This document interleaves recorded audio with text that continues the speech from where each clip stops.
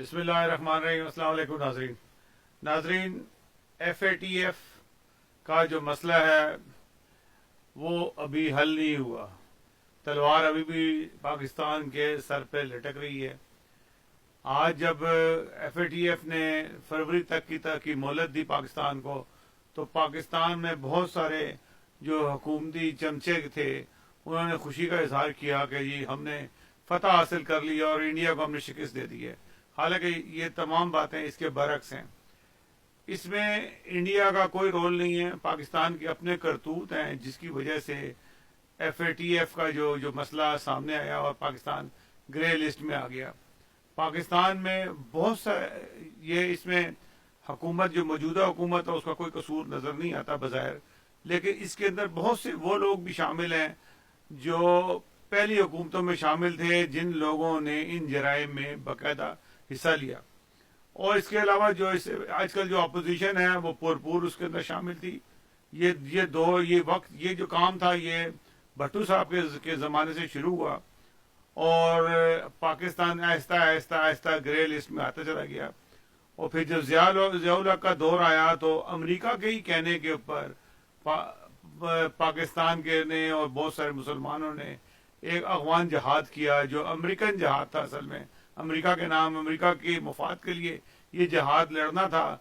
तो इसके अंदर बहुत सारे जो हमारे बेकाऊ मौलवी हैं उनको खरीद लिया गया, जैसे कि जमात इस्लामी सबसे बड़ी बेकाऊ है। उसके बाद फजलुर रहमान, इसकी पार्टी समीउल्लाह की इस दुनिया में नहीं है। बहुत सारे और मौलवियों को खरीद के इन्होंने पैसा भरा और एक जहाद का ड्रामा करके मुसलमानों को मरवाया वहां पे जाके।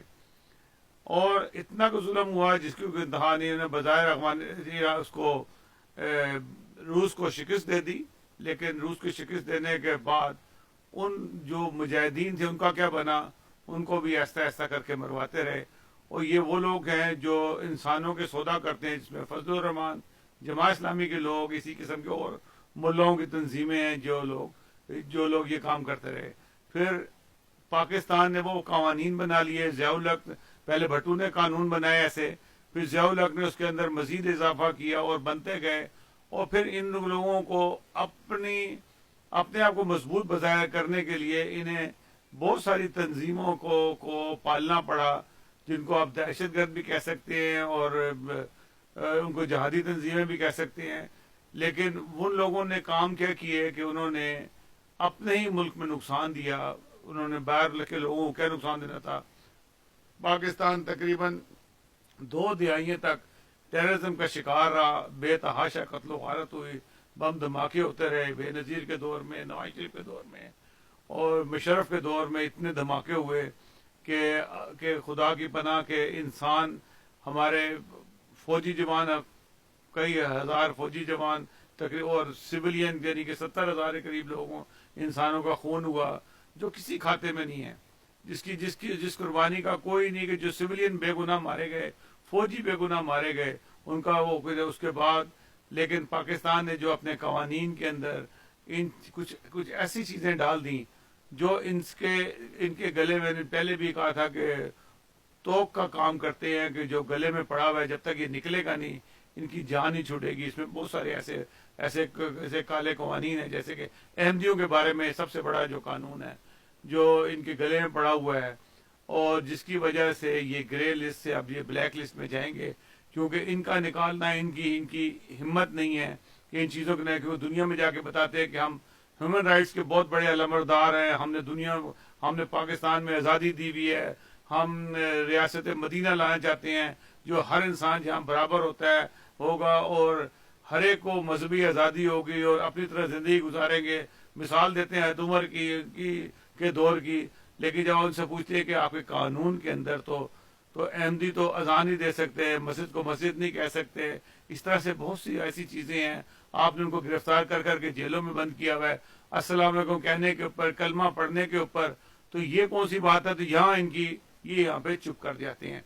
तो मैं ये कहता हूँ कि ये इनके गले में एक तोप पड़ा हुआ है कि जब तक ये निकालेंगे नहीं, ये दिन ब दिन जो उनसे इस मसलों में पड़ते जाएंगे।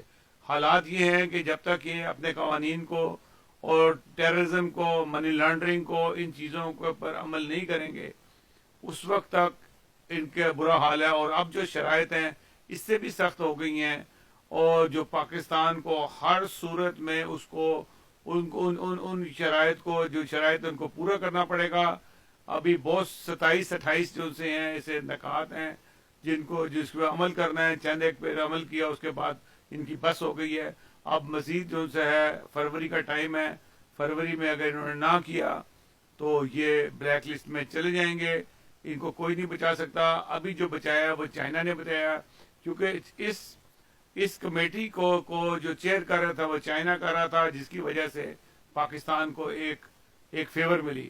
یہ کہہ کہ انڈیا نے کچھ کرایا، انڈیا کچھ بھی نہیں کر سکتا، پاکستان نے یہ اپنے پیروں پر خود ہی کلاڑی ماری ہوئی ہے۔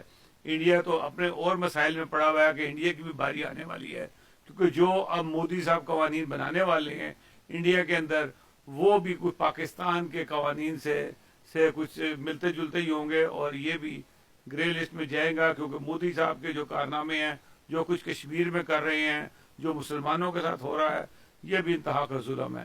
ناظرین، دوسری طرف آپ دیکھیں تو فضل الرحمان جو سے ہے وہ پورا کا پورا وہ ایک غیر ملکی ایجنڈے پہ کام کر رہا ہے، اور اس نے جس طریقے سے اس نے یہ اسی ٹائم کے اوپر جس وقت ان کے اجلاسات ہو رہے تھے، ایک دہشت گرد تنظیم کے طور پہ ایک اپنی تنظیم لے کے آئے، انصار المجاہدین۔